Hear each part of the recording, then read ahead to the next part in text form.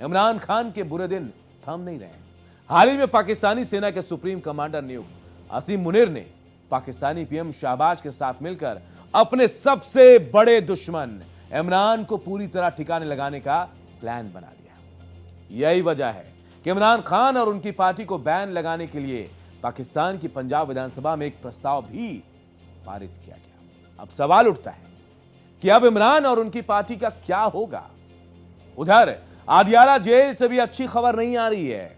इमरान और पर जुल्मो सितम की दास्तान में इजाफा हो गया है। हद तो तब हो गई जब मुनीर के जालिम सिपाहियों ने इमरान की बहनों पर सर्द रात में पानी की बौछार तक कर दी। इमरान खान को एंटी आर्मी बताकर पाकिस्तान में उन पर बैन को अमली जामा पहनाने की कवायद शुरू हो गई है। शहबाज मुनीर उनके साथ जुल्म के इंतहा तो कर ही रहे हैं, तो वहीं पाकिस्तान की पंजाब विधानसभा ने इमरान और उनकी पार्टी पीटीआई के खिलाफ एक प्रस्ताव पारित कर दिया है।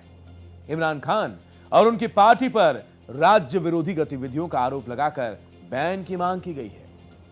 इसी से साफ हो जाता है कि शहबाज और मुनीर किस तरह से इमरान को पूरी तरह से ठिकाने लगाने में जुट गए हैं। इमरान और उनकी पार्टी पर बैन का प्रस्ताव तब आया जब आईएसपीआर के director general lieutenant general Ahmed Sharif Chaudhry ने इमरान खान पर सेना विरोधी बयानबाजी फैलाने का आरोप लगाते उन्हें राष्ट्रीय सुरक्षा के लिए खतरा बता दिया। इमरान के खिलाफ प्रस्ताव को लेकर राजनीतिक घमासान और तेज हो गया है। पीएमएल-एन नेताओं, जिनमें रक्षा मंत्री ख्वाजा आसिफ भी शामिल हैं, उन्होंने सेना के रुख का बचाव करते हुए कहा कि इमरान खान लंबे समय से राजनीतिक विरोधियों के खिलाफ कठोर भाषा का इस्तेमाल करते रहे। वहीं पीटीआई ने इन आरोपों को मूर्खतापूर्ण बताते हुए इसे खारिज कर दिया और कहा इमरान खान सुरक्षा के लिए किसी तरह का खतरा नहीं है।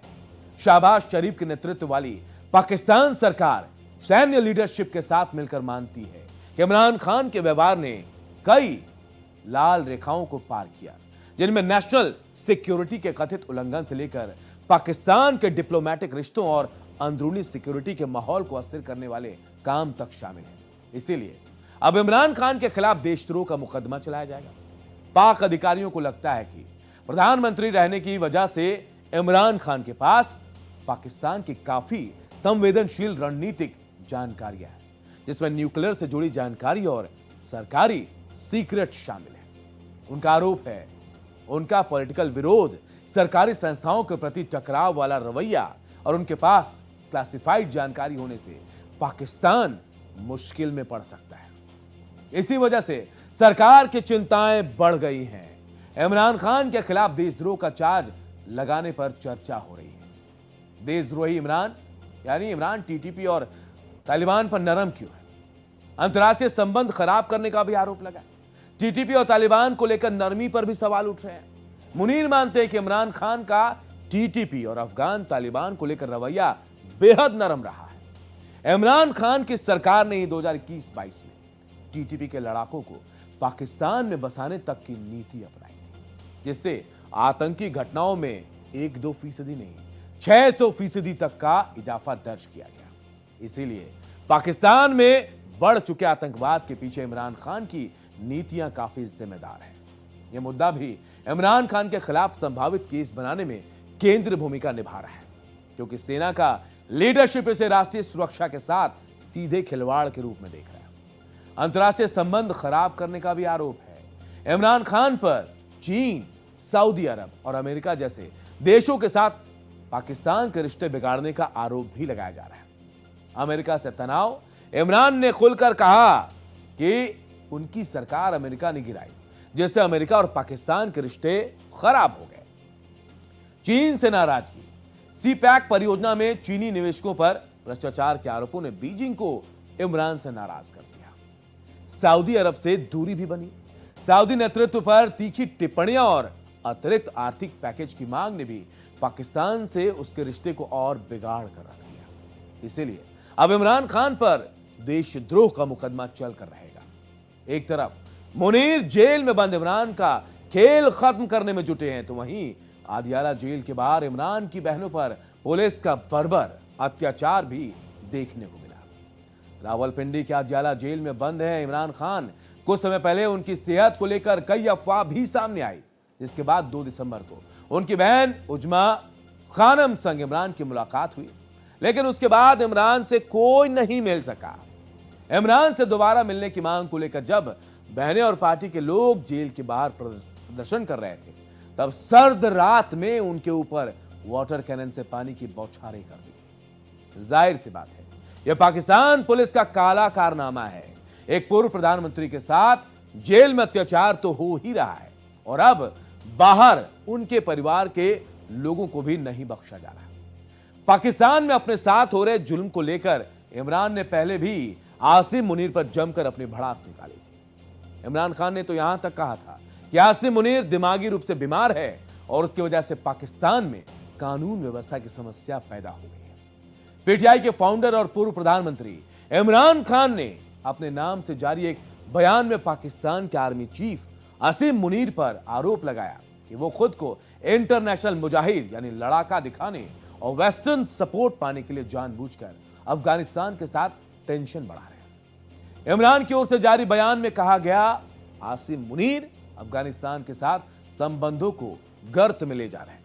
उन्होंने कहा कि आसिम मुनीर अफगानिस्तान के साथ तनाव बढ़ाकर, अफगानों को धमकाकर, शरणार्थियों को देश से निकालकर पाकिस्तान के अंदर असुरक्षा बढ़ा रहे हैं। उनके इन कदमों ने असुरक्षा और आतंकवाद में योगदान भी दिया है और यही वजह कि अब इमरान खान उनके निशाने पर है।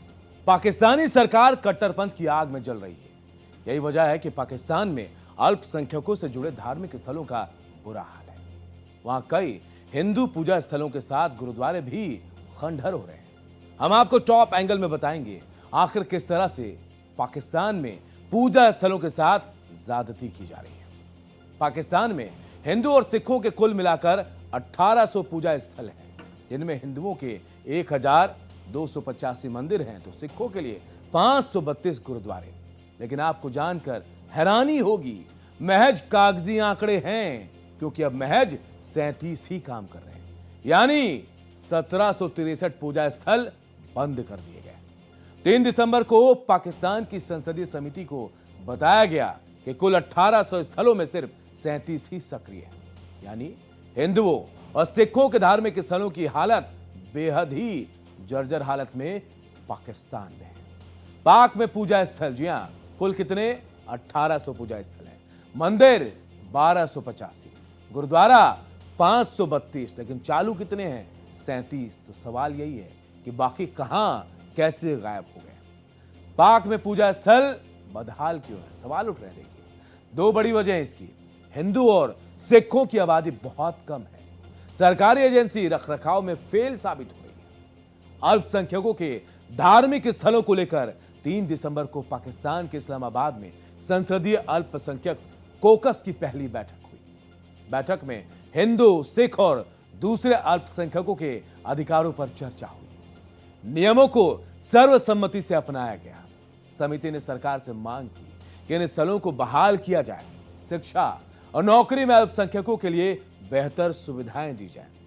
समिति ने क्या सिफारिशें की वो भी आपको बताते हैं। ईटीपीबी का चेयरमैन गैर मुस्लिम बनाया जाए, सभी 1800 स्थलों को बहाल किया जाए, स्थल धरोहर हेरिटेज के रूप में बने रहे। दूसरे इलाकों में आने वाले हिंदू, सिख जहां दूसरे इलाके से आते हैं, लोगों को वहां पूजा करने देना चाहिए।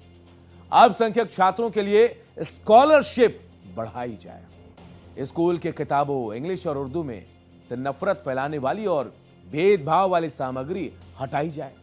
धार्मिक पढ़ाई सिर्फ उसी धर्म की किताबों तक सीमित रखी जाए। हिफ्ज़े कुरान के लिए जो 20 नंबर जो एक्स्ट्रा मिलते थे, वैसे ही अल्पसंख्यकों के लिए भी, गैर मुसलमानों के लिए भी नौकरी का कोटा बढ़ाया जाए। समिति की मीटिंग में कम से कम एडिशनल सेक्रेटरी लेवल के सीनियर अधिकारी शामिल हो। सीनेटर दानेश कुमार ने कहा, यह कॉकस संविधान के गारंटी को असल जिंदगी में लागू करने का काम करेगा, ताकि गैर मुस्लिमों के लिए व्यवहारिक सुरक्षा और नीतिगत बदलाव हो सके। पाकिस्तान में अल्पसंख्यकों के लिए आवाज उठी। यह बैठक अल्पसंख्यकों के लिए एक बड़ा कदम है। समिति ने वादा किया है कि पूजा स्थलों की मरम्मत, शिक्षा, नौकरी में बराबरी और धरोहर संरक्षण पर तेजी से काम होगा। अगर ये सिफारिशें लागू हुई तो पाकिस्तान में हिंदू सिख समुदाय को ज्यादा सुरक्षा और सम्मान मिलेगा। पाकिस्तानी अखबार डॉन के हवाले से कहा गया है कि ज्यादातर मंदिर और गुरुद्वारे 1947 में छोड़ दिए गए थे क्योंकि स्थानीय समुदाय के जो लोग हैं वो चले गए, लेकिन सरकार को इन्हें संभालना चाहिए ताकि पूरे देश में से जो लोग हैं वो यहां आकर पूजा पाठ कर सके, अर्चना कर सके और उनको करने देना भी चाहिए। या ये देखिए मांग की गई है।